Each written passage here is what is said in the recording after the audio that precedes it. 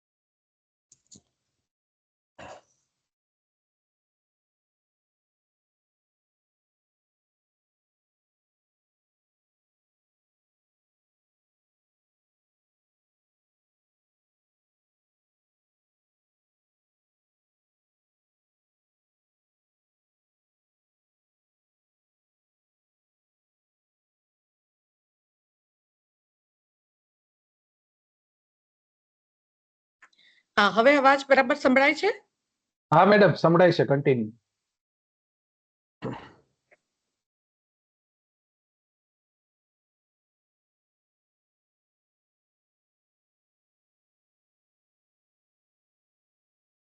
નમસ્કાર. રાષ્ટ્રીય શાયર ઝવેરચંદ મેઘાણી આર્ટ્સ કોલેજ ચોટીલા તરફથી આપ સર્વેનું હું નિયતિ અંતાણી સ્વાગત કરું છું.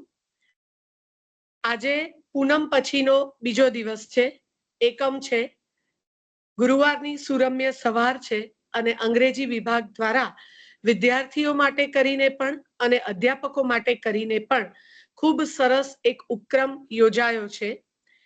કાર્યક્રમની શરૂઆત કરીએ તે પહેલા વિદ્યાનું આપણે મહત્વ કરવાનું કેમ ભૂલીએ.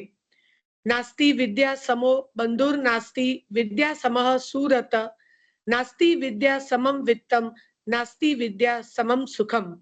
विद्या जैसा बंधु नहीं, विद्या जैसा मित्र नहीं, विद्या जैसा अन्य कोई धन या सुख नहीं. આજ વિદ્યા આપણને મુક્ત પણ કરે છે અને આજ વિદ્યા આપણને વિનયી પણ બનાવે છે. ભારતીય જ્ઞાન પરંપરા આવા એક વિષયને લઈને રાષ્ટ્રીય નવી શિક્ષણ નીતિ 2020 આ વિષયને પણ લઈને આજના બંને વક્તાઓ આપણી સાથે વાત કરવાના છે. ત્યારે મારે ખાલી એક કહેવાનું કે ભારતીય જ્ઞાન પરંપરામાં અંગ્રેજીમાં કહીએ તો ટોટલ લાઈફ એટલે કે સમગ્ર જીવનનો સ્વીકાર છે. સમગ્ર જીવનની મહત્તા તેમાં સમાઈ છે અને તેને પામવા માટે આપણે આપણા લોચનિયા તો ઉગાડવા જોઈએ ને. તો આપણે જાણીએ છીએ કે રાષ્ટ્રીય નવી જે શિક્ષણ નીતિ આવી છે તેમાં પણ ભારતીય જ્ઞાન પરંપરાનું મહત્વ ઘણું કરવામાં આવ્યું છે. નવી શિક્ષણ નીતિ શું છે, આપણી ભારતીય જ્ઞાન પરંપરાને એમાં કેવી રીતે સાંકળવામાં આવી છે, એ વિષયોને લઈને અને આજે આપણી પાસે બે નિષ્ણાત વક્તાઓ ઉપસ્થિત છે. ડોક્ટર યતીન તેરૈયા સાહેબ અને ડોક્ટર પુરુષોત્તમ ગુરનાની સાહેબ. કાર્યક્રમની આપણે શરૂઆત કરીએ. આપણા બે નિષ્ણાત વક્તાઓ પોતાના વક્તવ્ય આપે તે પહેલા હું આપણા આચાર્ય શ્રી ડોક્ટર જયેશકુમાર યાજ્ઞિક સાહેબ આપણી સાથે ઓનલાઈન ઉપસ્થિત છે, ત્યારે હું સાહેબને કહીશ કે સર આપ આપના બે પ્રોત્સાહક વાક્યોથી અમને સૌને પ્રેરણા પૂરી પાડો.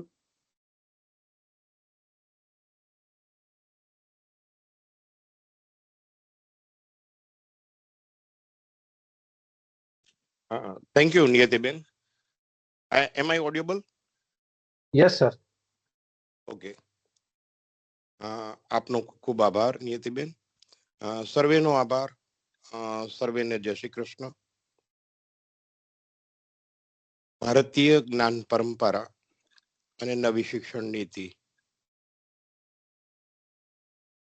આ વિષય ઉપર જ્યારે આપણે આ વેબિનાર યોજ્યો ત્યારે બહુ બધા લોકોએ વિષયને પસંદ કરવા બદલ મને વાહ કહ્યું હતું કે બહુ સરસ વિષય લીધો છો તમે.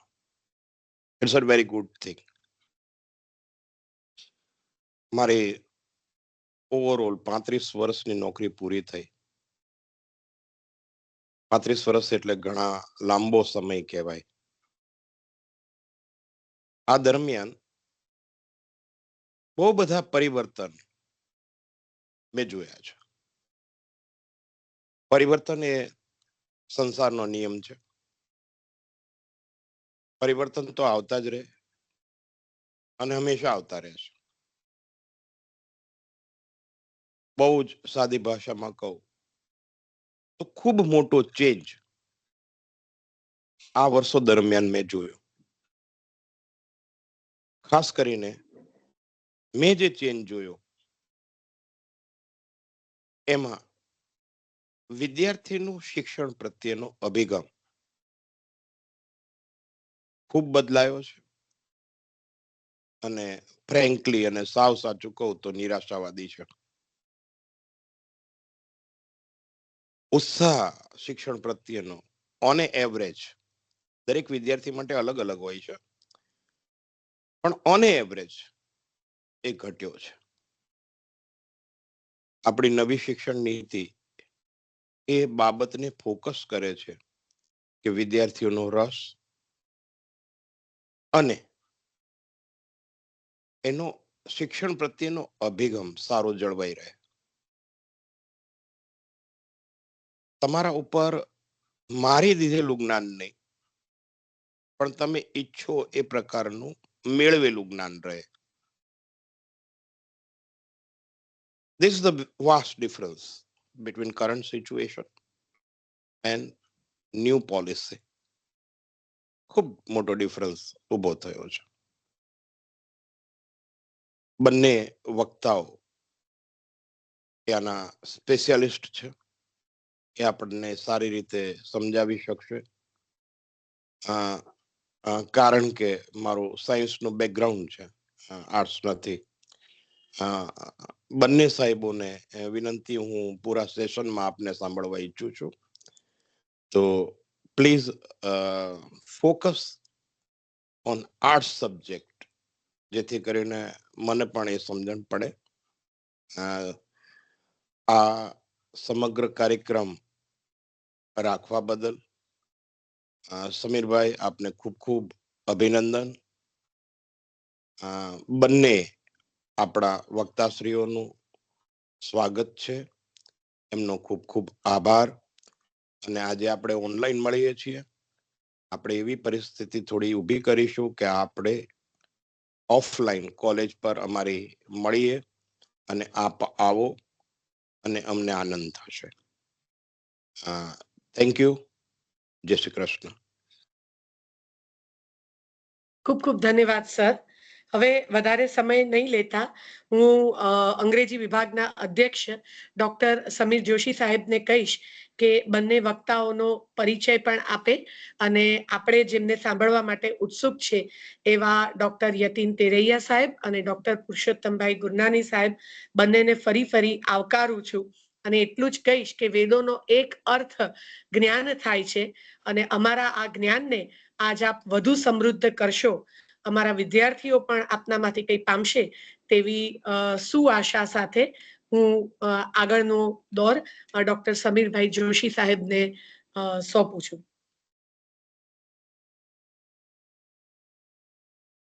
Thank you Niyati madam. Yagnik sir, આપના ખૂબ ખૂબ આભાર આપના આશીર્વચન બદલ. નિયતિ મેડમ, તમારો પણ ખૂબ ખૂબ આભાર. અને જે રીતે તમે અમારા બંને વક્તાશ્રીઓને મારા સિનિયર અધ્યાપકો છે, તો સર્વે સ્ટાફ મિત્રોનો ખૂબ ખૂબ આભાર કહું છું. આમ તો છેલ્લે હોય છે, પણ આ શરૂઆતમાં આપણે કહી દઈએ તો થોડોક ભાળ હળવો થઈ જાય છે. સહયોગ વિના કઈ નથી થતું. આમાં પુરુષોત્તમ ગુરનાની સાહેબ પણ જોડાઈ ગયા છે, તો એમને પણ ગુડ મોર્નિંગ. યતીન સરને પણ ગુડ મોર્નિંગ. હું યતીન સરને 2001માં મળેલો. 12મું પાસ કરીને ધર્મેન્દ્રસિંહજી આર્ટ્સ કોલેજમાં મેં એડમિશન લીધું અને દિવાળી દરમિયાન મારે એક ગ્રુપ જોઈન થયું, જેના અમે બંને સભ્યો છીએ. 20 થી વધારે મેમ્બર્સ છીએ એમાં, જેમાં 12 થી જેટલા બ્રાહ્મણો છે અને બીજા જ મિશ્ર જાતિઓના લોકો છે. એટલે બસ એમાં અમારે મળવાનું થયું ધીરે ધીરે. 2004માં અમે બંને સાથે, યતીન સરે, પુરુષોત્તમ સરે, અને મેં BA કમ્પ્લીટ કર્યું. પછી 6માં અમે ત્રણેય MA કમ્પ્લીટ કર્યું. પછી થોડા રસ્તા ચેન્જ થતા ગયા. કોઈએ B.Ed કર્યું, કોઈએ MPhil ચાલુ કર્યું, અને ધીમે ધીમે 8-9નો સમયગાળો હતો જેમાં અમે ત્રણેય નોકરી કરવા, કાર્ય કરવા માટે વક્તવ્યના ક્ષેત્રમાં UG PG ના વર્ગો લેવાના શરૂ કર્યા. તો બહુ જૂનો અનુભવ છે. યતીન સરની વાત કરું તો 10 વર્ષનો એમનો UG નો, 6 વર્ષનો PG નો અનુભવ છે. અને મારી જ સાથેના છે એટલે મને કહેતા ગર્વ ફીલ થાય છે કે અત્યારે 4 ડોક્ટરલ થીસીસ 2 વર્ષ પહેલા કન્ટિન્યુ થયા છે એમના માર્ગદર્શન હેઠળ. એટલે PhD ની ગાઈડશીપ પણ એમને 2022-23ના વર્ષમાં મળેલી છે. તો જાહેર મંચ ઉપર કોઈ દિવસ કીધું નથી, પણ ખૂબ ખૂબ અભિનંદન યતીન સાહેબ. આપણે સાથે ચા પીતા, ડિસ્કશન કરતા. અમારો એક સમય હતો થોડો કપરોકાર 2011 થી 13નો, જેમાં અમને PhD રજીસ્ટ્રેશન માટે સેમ ઇસ્યુ હતા, તો અમે ડિસ્કસ કરતા હતા. તો યતીન સર ને મેં વાત કરી હતી કે આપણે જ્યારે PhD ગાઈડ બનશું ને, તો એ આપણા લેવલે થોડોક વધારે પ્રયત્ન કરશું, વિદ્યાર્થીઓને વધારે આઉટરીચ કરશું એના સુધી, એને મદદ થાય એટલી. તો એ ક્ષેત્રમાં એ પહોંચી ગયા છે, એના બદલ ખૂબ ખૂબ આભાર. એમને 9 જેટલા રિસર્ચ પેપર નેશનલ ઇન્ટરનેશનલ પીર રિવ્યુ જર્નલમાં પબ્લિશ કરાવેલા છે. 14 જેટલા નેશનલ અને ઇન્ટરનેશનલ સેમિનાર્સમાં પણ એ ભાગ લેલો છે. મેં તમને કીધું એમ ડોક્ટર યતીન છે, એટલે PhD અમે બંને સાથે જ કમ્પ્લીટ કરેલું છે. GSET 2014માં કરેલું છે. BA અમે નેચરલી કરેલું હોય. MPhil અમે બે કરેલું છે. MA પછી જે કોર્સ યતીન સર કરતા ગયા ને, એ 1 વર્ષ પછી હું કરતો ગયો. હું 2010માં અધ્યાપન ક્ષેત્રમાં 9માં આવ્યો, એ 8માં આવી ગયા હતા વ્યાખ્યાતા સહાયક તરીકે. એમણે MPhil કર્યું, મેં MPhil કર્યું. જે જગ્યાએથી કર્યું એક જગ્યાએથી કર્યું. એટલે બસ ઘણું બધું રહ્યું છે. જુદી જુદી કોલેજોમાં એને ભણાવેલું છે. જસદણની કોહર કોલેજ છે, ગાંધીનગરની સરકારી આર્ટ્સ કોલેજ છે, આહવા, ડાંગ, જુનાગઢની બાઉદીના આર્ટ્સ કોલેજમાં ભણાવેલું છે. અને અત્યારે બહુ સુવિખ્યાત અમરેલી શહેરમાં ખ્યાતનામ કોલેજ છે, કામાણી સાયન્સ એન્ડ પ્રતાપરાય આર્ટ્સ કોલેજમાં 2014 થી આસિસ્ટન્ટ પ્રોફેસરની એ ફરજ નિભાવી રહ્યા છે. અને ઘણા બધા સ્કોલરે એમને નાના નાના MA પ્રોજેક્ટ આપણે જાણીએ છીએ. નવી 2010 પછી જે CBSE આવ્યું, તો MA લેવલે, માસ્ટર ઓફ આર્ટ્સ લેવલે પણ ઘણા સુપરવિઝન આવે છે. તો એમનું પણ એમને ઘણું બધું માર્ગદર્શન આપેલું છે. અને DKV આર્ટ્સ કોલેજમાં એ વિઝિટિંગ ફેકલ્ટી તરીકે અત્યારે MA ના લેક્ચર લેવા જઈએ છે. ત્યાં પણ અમારા કલીગ છે 2-3, તો સારું એમની સાથે ઘરોબો છે. કોરોના દરમિયાન એમણે ઘણા બધા લેક્ચરો લીધેલા છે, જેનો કોઈ પુરાવા કે નથી, પણ મેં એમના જોયેલા છે, સાંભળેલા છે, અનુભવેલા છે. તો બસ યતીન સર, તમને ખરા હૃદયથી આવકારું છું. અને અમે બે રાહ જોતા હતા. અમે 10 વર્ષ પહેલા કહેતા હતા ઓનલાઈન તો ખબર નહોતી કે આપણે એકબીજાને આપણી સંસ્થામાં આવકારીએ. તો મોકો ઓનલાઈન આવ્યો છે. જેમ યાજ્ઞિક સરે કીધું, નજીકના ભવિષ્યમાં ઓફલાઈન પણ આવું થાય એવી શુભેચ્છા. યતીન સર, કેરી ઓન. ખૂબ ખૂબ આભાર જોશી સાહેબ, અને ખૂબ ખૂબ અભિનંદન સરકારી કોલેજ ચોટીલાને કે આટલો વિષય સારો પસંદ કર્યો અને આ વેબિનારનું આયોજન કર્યું. આજે આપણે ઇન્ડિયન નોલેજ સિસ્ટમ અને નેશનલ એજ્યુકેશન પોલિસી 2020 ઉપર ચર્ચા કરવાના છીએ. આમ જોઈએ તો આ વિષય ઉપર જ લગભગ હમણાં આપણે વેબિનાર કે સેમિનાર કે કોઈ આયોજન થતા હોય છે. લગભગ ઘણી સંસ્થાઓ કરે છે અને આનું પ્રમોશન પણ ચાલે છે. આ વિષય ખૂબ જ વિશાળ છે, જેને એક વ્યાખ્યાનના સમયગાળામાં સંપૂર્ણ ચર્ચી શકાય નહીં, આપણે બધા જાણીએ છીએ. છતાં આપણે શક્ય હોય એટલા મહત્વના મુદ્દાઓ અને પાસાઓની ચર્ચા કરશું. રાષ્ટ્રીય શિક્ષણ નીતિ 2020ની જે સૌથી મહત્વની ઘણી બધી બાબતો છે, ઘણી સારી બાબતો એમાં કહેવામાં આવી છે, પણ એમાંથી બે બાબતો જે મને પસંદ છે, અતિ મહત્વની છે, એ છે એમાં પહેલું છે માતૃભાષામાં શિક્ષણ અને બીજું છે ભારતીય જ્ઞાન પરંપરા. હવે અત્યાર સુધી એવી માન્યતા હતી કે ઘણી જગ્યાએ આપણને જોવા મળે છે કે અંગ્રેજી એ જ્ઞાનની ભાષા છે. તો એક ભાષા તરીકે અંગ્રેજી ભાષા એ શ્રેષ્ઠ હોઈ શકે છે, પણ અંગ્રેજી ભાષાનું પણ એટલું જ મહત્વ છે જે બીજી ભાષાઓનું મહત્વ છે. અને આપણે એને વધારે મહત્વ એટલા માટે ના આપવું જોઈએ કારણ કે એનો એક આપણે ભાષા તરીકે ઉપયોગ કરીએ છીએ. એના કાર્યો બીજી ભાષા જેવો જ છે. જોકે આપણે ભાષાઓ ઉપર બહુ અત્યારે ચર્ચા નહીં કરીએ, એ આખો અલાયદો વિષય છે. પણ એ વાત હકીકત છે કે જ્ઞાન ને કોઈ પણ ભાષા સાથે સંબંધ નથી, અને આવી માન્યતાઓ કે મિથમાંથી આપણે બહાર નીકળી જવું જોઈએ.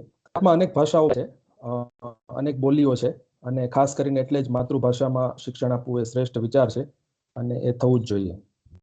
બીજું છે ઇન્ડિયન એજ્યુકેશન સિસ્ટમ, જે આપણી આજે ચર્ચાનો મુખ્ય વિષય છે. ભારતીય જ્ઞાન અને ભારતીય જ્ઞાન પરંપરાના મૂળ ખૂબ જ ઊંડા છે.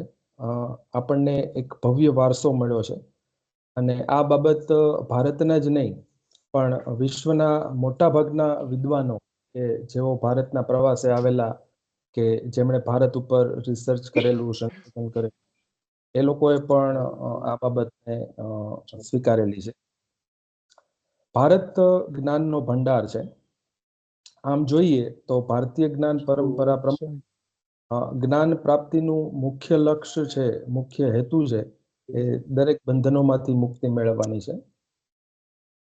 આપણા વેદોમાં 4 વેદ છે. ઋગ્વેદ એ ભારતનો જ નહીં પણ વિશ્વનો સૌથી પ્રાચીન ગ્રંથ ગણાય છે, જે આપણા બધા માટે ગૌરવની વાત છે.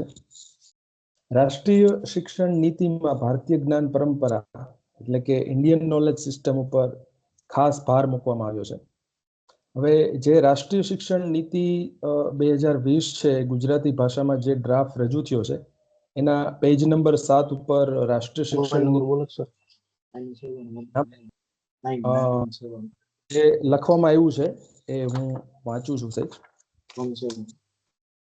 પેજ 7 જે રાષ્ટ્રીય શિક્ષણ નીતિ ગુજરાતી ભાષામાં ડ્રાફ્ટ છે, એમાં રાષ્ટ્રીય શિક્ષણ નીતિનું દર્શન એ બાબતે લખેલું છે. રાષ્ટ્રીય શિક્ષણ નીતિનું એવું દર્શન છે કે શિક્ષણ વ્યવસ્થાના પાયામાં ભારતીય સંસ્કૃતિના મૂલ્યો હોય તે તમામ નાગરિકોને ઉચ્ચ ગુણવત્તાયુક્ત શિક્ષણ પૂરું પાડી શકે. ભારતને વિશ્વની શક્તિ બનાવીને, આઈ થિંક કોઈનું માઇક શરૂ હોય એવું લાગે છે. સોરી, મારું સર હતું, ચાલુ હતું. ઓકે ઓકે નો, આમાં સાહેબ આવ્યા હતા ને, જરાક લોગિન ઇશ્યુ હતા, સોરી. કાંઈ તો રાષ્ટ્રીય ડ્રાફ્ટ હું ફરીવાર વાંચું છું, મહત્વનો છે. રાષ્ટ્રીય શિક્ષણ નીતિનું એવું દર્શન છે, શિક્ષણ વ્યવસ્થાના પાયામાં ભારતીય સંસ્કૃતિના મૂલ્યો હોય જે તમામ નાગરિકોને ઉચ્ચ ગુણવત્તાયુક્ત શિક્ષણ પૂરું પાડી શકે. ભારતને વિશ્વની જ્ઞાન મહાશક્તિ બનાવીને ભારતને એક જીવંત અને ન્યાયી જ્ઞાનાર્જિત સમાજમાં પરિવર્તિત કરવામાં પ્રત્યક્ષ યોગદાન આપવું.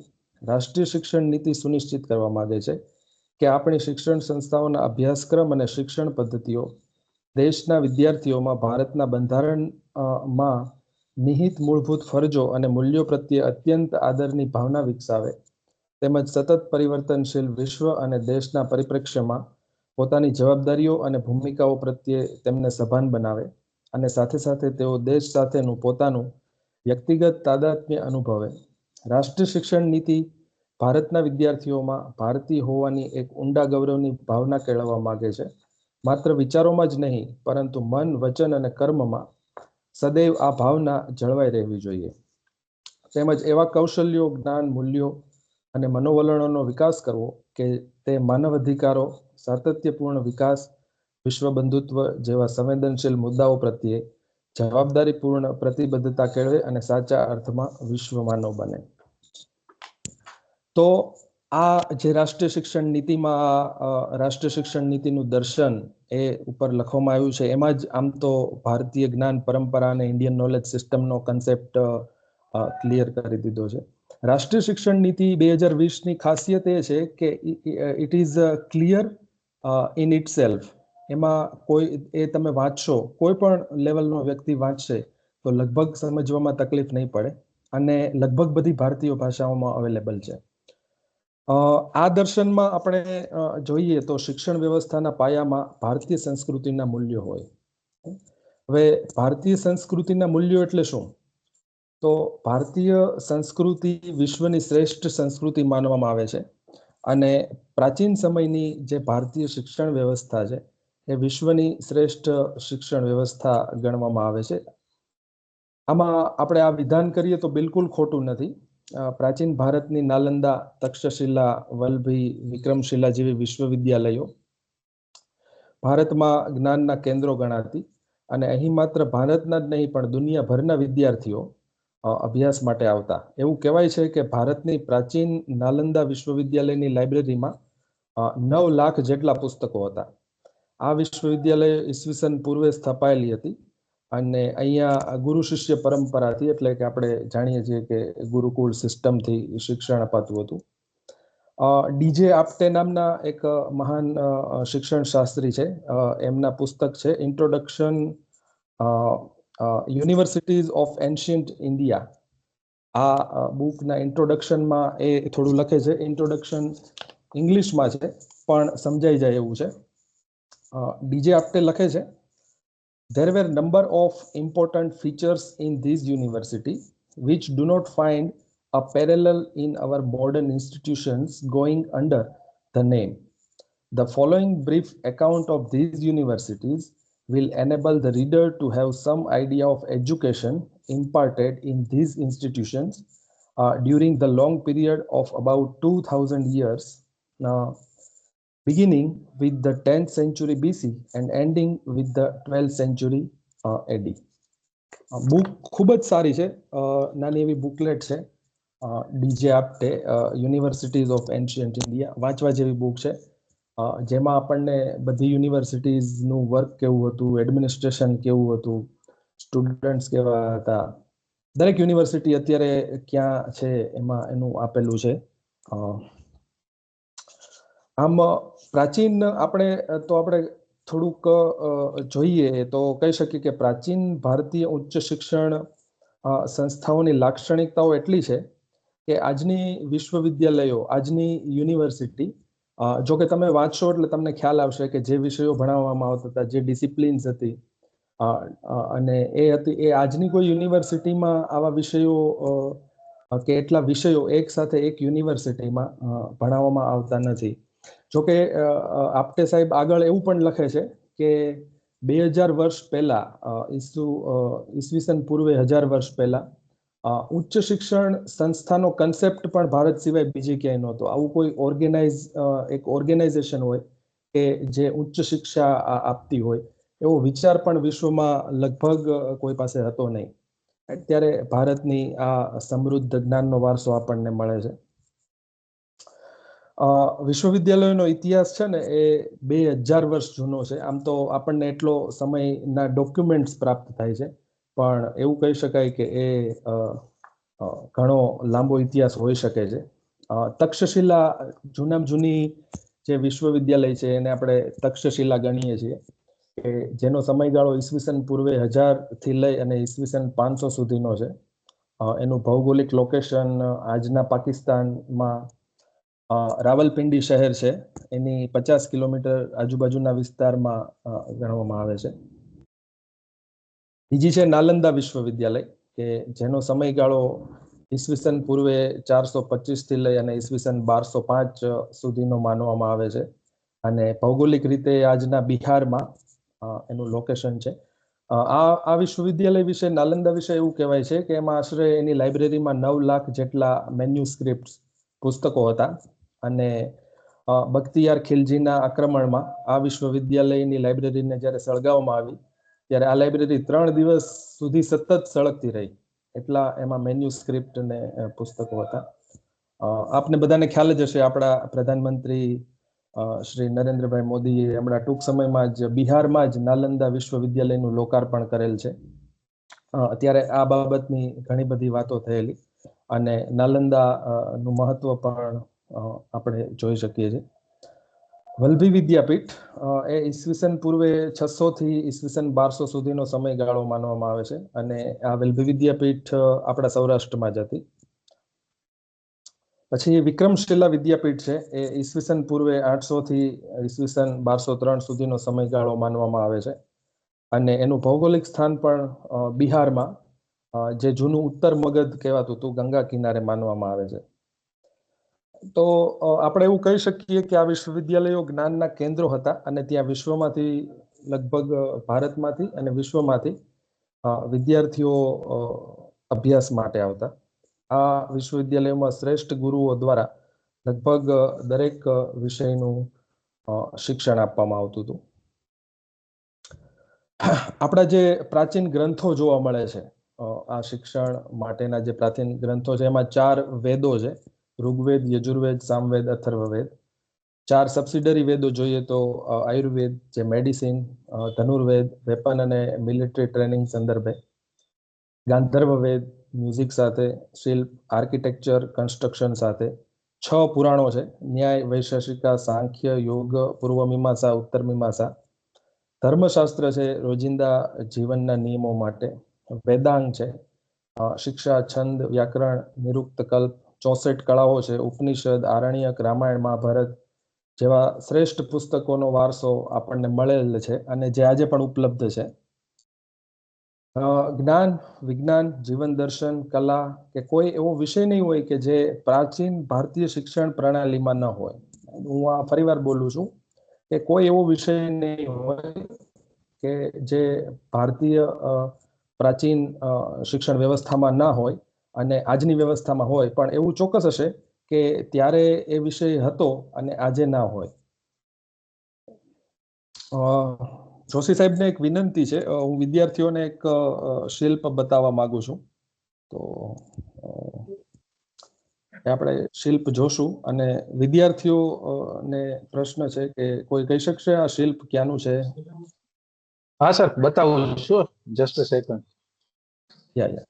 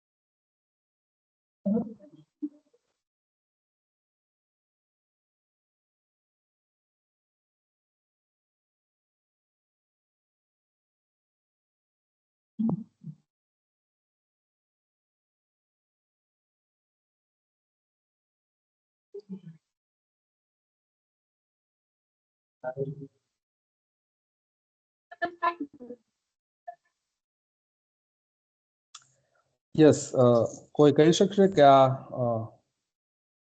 શિલ્પ કે મંદિર ક્યાંનું છે?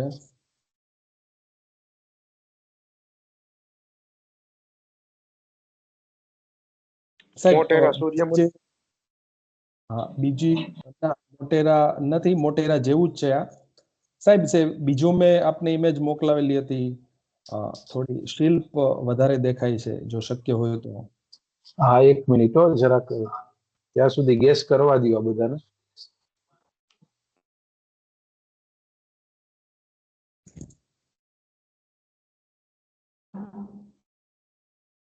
હા, મોઢેરાનું સૂર્ય મંદિર ની નજીક છે. આમ તો એ શિલ્પ એવું જ છે, પણ આ મોઢેરા નથી.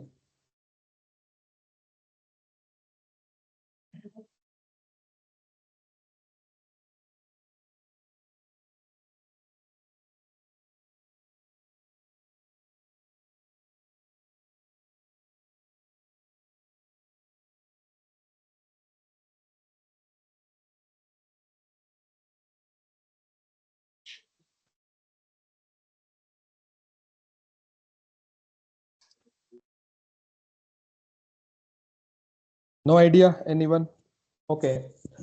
આ મંદિર છે ને એ ચોટીલાથી લગભગ 25-27 કિલોમીટરના અંતરે જસદણ તરફ જતા એક ગામ આવેલું છે, આણંદપુર ગામ. ત્યાંનું આ મંદિર છે અને લગભગ 800 થી 1000 વર્ષ જૂનું આ મંદિર છે. એનું શિલ્પકામ એકદમ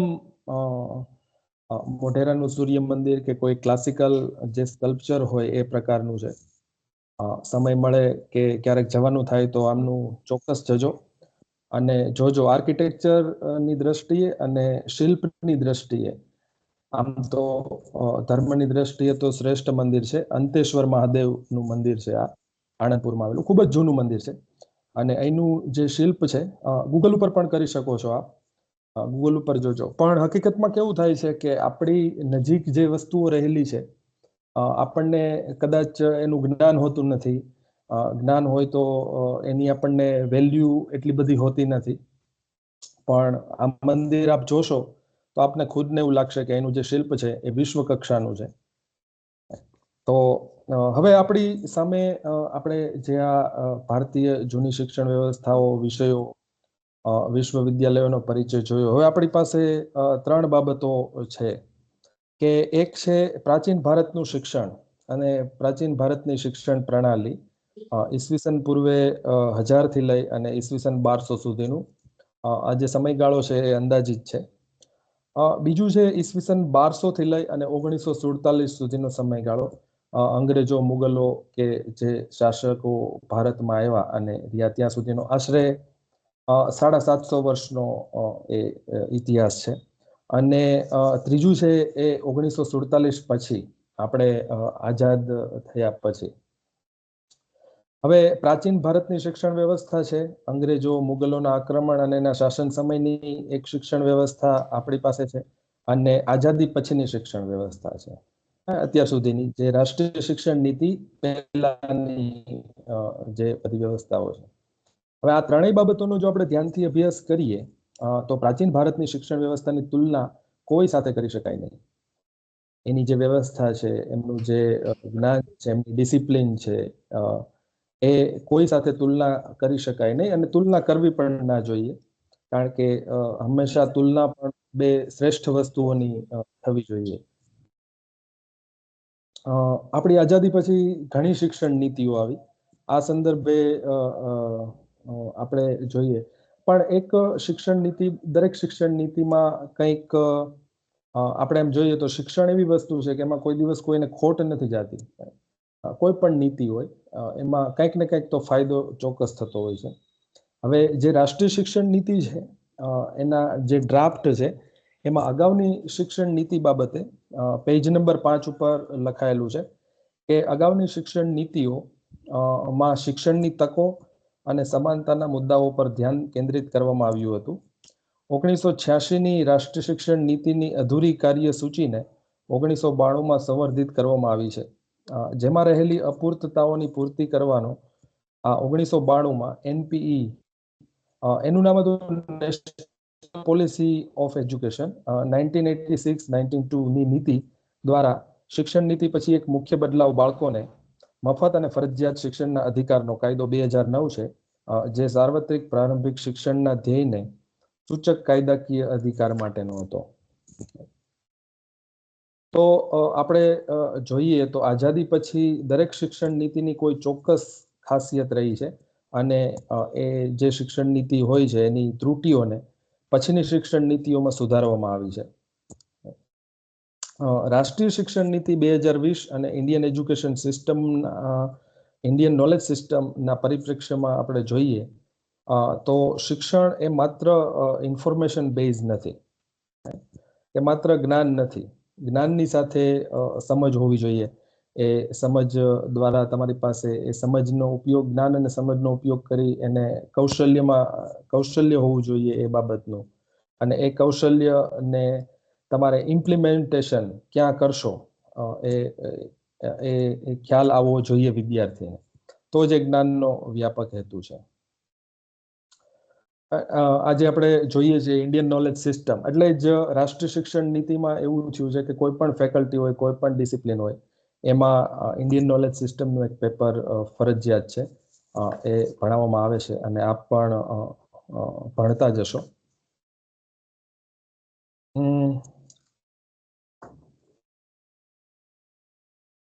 હવે ભારતનું પ્રદાન આપણે જોઈએ તો હેલ્થ સેક્ટરમાં આયુર્વેદ છે, કોમર્સ સેક્ટરમાં અર્થશાસ્ત્રનું કૌટિલ્ય, ગણિત, એસ્ટ્રોનોમી, મિલિટરી સાયન્સ, ફિલોસોફી, ન્યાય, મીમાંસા, વિજ્ઞાન, કલા, સ્કલ્પચર, આર્કિટેક્ચર, પેઇન્ટિંગ, બિઝનેસ વગેરે વિષયોમાં ભારતીય જ્ઞાન અને શિક્ષણમાંથી જે આપણને ઉપજ મળી છે, જ્ઞાનની ઉપજ, એનું પ્રદાન છે. ઉપનિષદમાં 3 વાક્યો છે, એ જોશું આપણે. એટલે ભારતીય જ્ઞાનની જે રૂપરેખા છે, પ્રારંભિક રૂપરેખા, આમ પણ કહેવાય છે કે ભારત, અને બીજી ભારતીય જ્ઞાનની વિશેષતા એ છે કે માત્ર ભારતીયો માટે નથી. ભારત છે એ વસુધૈવ કુટુંબકમની ભાવનાથી ચાલે છે. અને એવું કહેવાય છે કે સર્વે દિશાઓમાંથી અમને સારા વિચારો પ્રાપ્ત થાઓ. એટલે ભારતીય શિક્ષણ પ્રથા, ઇન્ડિયન નોલેજ સિસ્ટમ છે, એ દરેક જગ્યાએથી કંઈક ને કંઈક નવું શીખવાની પ્રેરણા આપે છે. તો અસતોમાં સદગમય, leaders from unreal to real, તમસોમાં જ્યોતિર્મય, leaders from darkness into light, મૃત્યુર્માં અમરિતમ ગમય, leaders from death into immortality. એટલે ભારતીય જે શિક્ષણ વ્યવસ્થા છે, ભારતીય જ્ઞાન પરંપરા છે, એનો કન્સેપ્ટ આપણને ક્લિયર થાય છે. Doctor A.S. અલ્ટેકર નામના એક વિદ્વાને પુસ્તક લખેલું, એજ્યુકેશન ઇન એન્શિયન્ટ ઇન્ડિયા. અને આ પુસ્તક બહુ જ સારું પુસ્તક છે અને એનું ટ્રાન્સલેશન આપણા સૌરાષ્ટ્ર યુનિવર્સિટીના પ્રથમ કુલપતિ ડોલરરાય માકડ, આદરણીય ડોલરરાય માકડ સાહેબે કરેલું. અને પ્રાચીન ભારતમાં શિક્ષણ એવું એનું ટાઇટલ છે. એમાં એ પેજ ઉપર 7 ઉપર લખે છે કે શિક્ષણની મધ્યવર્તી ભાવના પ્રકાશ છે, એટલે પુસ્તકીય જ્ઞાન અને શિક્ષણ પર્યાય રૂપ નથી. શું લખે છે? શિક્ષણની મધ્યવર્તી ભાવના પ્રકાશ છે, એટલે પુસ્તકીય જ્ઞાન અને શિક્ષણ પર્યાય રૂપ નથી. એક કહેવાની જરૂર રહેતી નથી. એમ કહેવાયું છે કે પોતાના અભ્યાસના પરિણામે એને પ્રકાશ ન મળ્યો હોય અને દ્રષ્ટિ વિકસી ન હોય તો માણસ ભલે જ્ઞાનની વિવિધ શાખાઓનો અભ્યાસ કર્યો હોય છતાં એ અભણ જ છે. તો પણ ભારતીય જ્ઞાનમાં આ છે નહીં. ભારતીય જ્ઞાન પરંપરા અને શિક્ષણ પ્રણાલીનો હેતુ માત્ર પુસ્તકીય જ્ઞાન નથી, પણ મેં કીધું ને એમ જ્ઞાનની સાથે સમજ, એનો કૌશલ્ય વિકાસ, સ્કિલ ડેવલપમેન્ટ અને એ સ્કિલનું ઇમ્પ્લિમેન્ટેશન પોતાના વિકાસ માટે, રાષ્ટ્રના વિકાસ માટે કરવું, એ એના મૂળમાં રહેલા છે, એના હેતુઓ એ મૂળમાં રહેલા છે. પ્રોફેસર કપિલ કપૂર પોતાના essay Indian knowledge system, nature, philosophy and કેરેક્ટરમાં લખે છે, Indian civilization has always attached great value to knowledge. Witness its amazingly large body of intellectual text, the world's largest collection of manuscripts, its attested tradition of text, thinkers and schools in so many domains of knowledge. તો ભારતીય જ્ઞાન પરંપરા અને ભારતીય knowledge, Indian knowledge system એ શ્રેષ્ઠ જ છે, જે આપણે જાણીએ છીએ. હવે જે પહેલા જે ગુરુકુળ કે જૂની આપણી પદ્ધતિમાં જે ડિગ્રીઓ અપાતી કે વિદ્યાર્થીઓ પોતાનું અભ્યાસ પૂરો કરતા, ત્યારે એ લોકોને એક દીક્ષાંત પ્રવચન આપવામાં આવતા હતા. જોકે આજે પણ કોન્વોકેશન થાય છે, આપ સર્વે જાણો છો. વિદ્યાર્થીઓ પોતાનું 3જું કે 4થું વર્ષ, હવે તો જોકે રાષ્ટ્રીય શિક્ષણ નીતિની એ બાબત ખૂબ જ સારી છે કે પહેલા તો કેવું હતું કે કોઈ 1 વર્ષ કરે, 2 વર્ષ કરે તો ગ્રેજ્યુએટ ના ગણાતા, પણ હવે તો 1 વર્ષ કરે તો ડિપ્લોમા છે 2 વર્ષ, 1 વર્ષ કરે તો સર્ટિફિકેટ કોર્સ છે, 2 વર્ષ ડિપ્લોમા, 3 વર્ષ ડિગ્રી અને 4 વર્ષ ઓનર. તો આપણા તૈત્તરીય ઉપનિષદમાં વિદ્યાર્થીઓ અભ્યાસ પૂરો કરે ત્યારે દીક્ષાંત પ્રવચન આપવામાં આવતું હતું. અહીંયા હું 2 દીક્ષાંત પ્રવચનો આપને સંભળાવવા ઈચ્છું છું. આમ તો જો કે બધા દીક્ષાંત પ્રવચનો ઘણા બધા છે, છતાં આપ વાંચજો. પણ એક છે આર્ટ્સના વિદ્યાર્થીઓ માટેનું દીક્ષાંત પ્રવચન છે, અને બીજું છે એ ચરક સંહિતામાં જે મેડિકલ સાથે સંલગ્ન છે એમનું દીક્ષાંત પ્રવચન છે.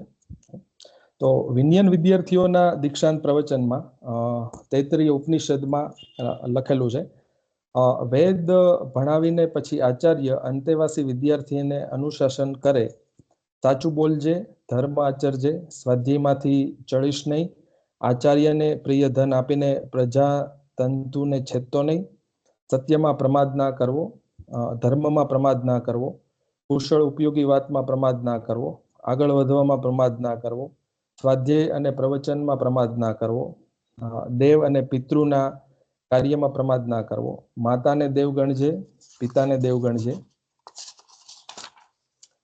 આચાર્યને દેવ ગણજે, અતિથિને દેવ ગણજે, જે કઈ અનિત્ય કર્મ હોય તે જ કરવા, બીજા નહીં. અમારા જે સુચરિતો હોય તેને જ તારે ઉપાસવા, બીજાને નહીં. અમારા કરતા ચડિયાતા જે શ્રેષ્ઠ વ્યક્તિઓ હોય તેને તારે આસન આપી આશ્વાસન આપવું, શ્રદ્ધાથી આપવું, આનંદથી આપવું, નમ્રતાથી આપવું અને અનુકંપાથી આપવું. અને જો તને કોઈ કર્મ માટે, આચરણ માટે શંકા થાય તો કોઈ શ્રેષ્ઠ વ્યક્તિઓ એને માટે નિમાયા હોય કે ન નિમાયા હોય તો પણ વિચારવંત હોય, કરુણામય હોય, ધર્મકામી હોય, અને જેમાં એવા સંયોગમાં વર્તે તેમ તારે વર્તવું. અને કોઈએ વિરોધ કર્યો હોય ત્યારે જ કોઈ શ્રેષ્ઠ વ્યક્તિઓ એને માટે નિમાયા હોય કે ન નિમાયા હોય તો પણ વિચારવંત હોય, કરુણામય હોય, ધર્મકામી હોય, તે જેમ વર્તે એમ તારે વર્તવું. આ આદેશ છે, ઉપદેશ છે, આ વેદનું રહસ્ય છે, આ જ અનુશાસન છે, આમ ઉપાસના કરવી. આમ તો આ સંસ્કૃતમાં લખાયેલું છે, પણ આપણી કોમ્યુનિકેશન ની ધ્યાન રાખી અને મારી પણ મર્યાદાઓ છે એટલે હું ગુજરાતી ટ્રાન્સલેશન બોલું છું. બીજું ચરક સંહિતામાં છે એ છે, અનુજ્ઞા મળ્યા પછી જતી વખતે તારે પહેલા ગુરુ માટે દક્ષિણા મેળવવા યથાશક્તિ પ્રયત્ન કરવો. કર્મ સિદ્ધિ, અર્થ સિદ્ધિ અને યશનો લાભ અહીં તેમજ સ્વર્ગમાં ઈચ્છીને તારે ગાય, બ્રાહ્મણ અને સર્વ પ્રાણીનું કલ્યાણ ઈચ્છવું. દરરોજ ઉઠતા અને બેસતા હૃદયપૂર્વક રોગીના આરોગ્ય માટે પ્રયત્ન કરવો.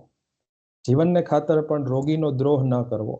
મનથી પણ તેમજ બધા પારકા ધનનું નમ્ર વૈશાદી પહેરવા. દારૂ ન પીવો, પાપી ન થવું. વિજ્ઞાનવાન હોય તો પણ પોતાના જ્ઞાનની બહુ બડાઈ મારવી નહીં કે અભિમાન કરવો નહીં. બડાઈ મારનાર અને અભિમાન કરનાર આપતથી પણ કેટલાક ભડકે છે. આયુર્વેદનો કોઈ પાર નથી. રમત રહીને હંમેશા વધુ જાણવામાં વખત ગાળવો. સકલ લોક બુદ્ધિમાનનો આચાર્ય છે અને અબુદ્ધિમાનનો શત્રુ છે, એટલે વિચાર કરીને બુદ્ધિમાને શત્રુનું પણ યશ અપાવે તેવું, પુષ્ટિ અપાવે તેવું અને લૌકિક વચન સાંભળવું અને તે પ્રમાણે કરવું. તો આ દીક્ષાંત પ્રવચનો ઉપરથી પણ આપણને ખ્યાલ આવે છે કે આ લોકોને શિક્ષણ કેટલું ભવ્યતાથી કેટલી કેવી પદ્ધતિઓથી એમને અપાતું હશે. રાઈટ. આ સાથે આમ તો ઘણું બધું છે પણ સમયની મર્યાદા છે, તો આ સાથે આપણે અહીંયા પૂરું કરશું. અસ્તુ. જોશી સાહેબ.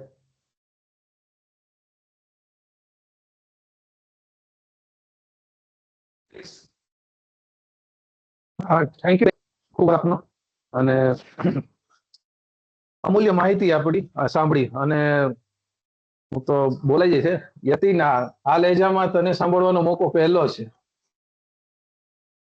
અમે મિત્રો લેવલે વર્ષોથી ભણતા હોય, ફોનમાં મળે. કાલે અમે એક ઓનલાઈન સેશન 40 મિનિટનું રાત્રે કર્યું હતું મેં ને યતીન સરે.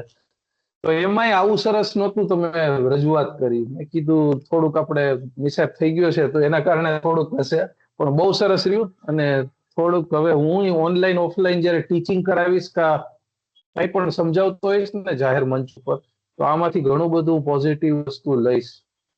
અમારા સ્ટાફના મેડમ ને સરે કીધું કે રજૂઆતની શૈલી બહુ સરસ છે, કારણ કે બધાની આગવી વિશેષતાઓ અને ખાસિયતો હોય છે. તો ખૂબ ખૂબ આભાર Yatin sir. Thank you very much.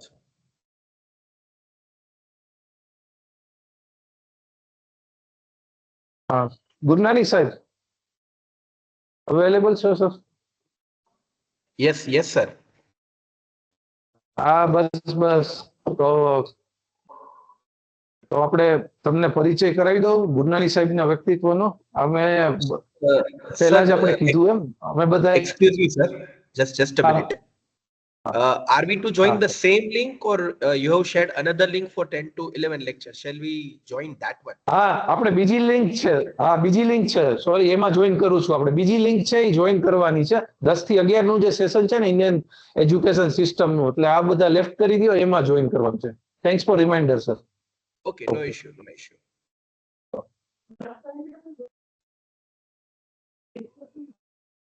શું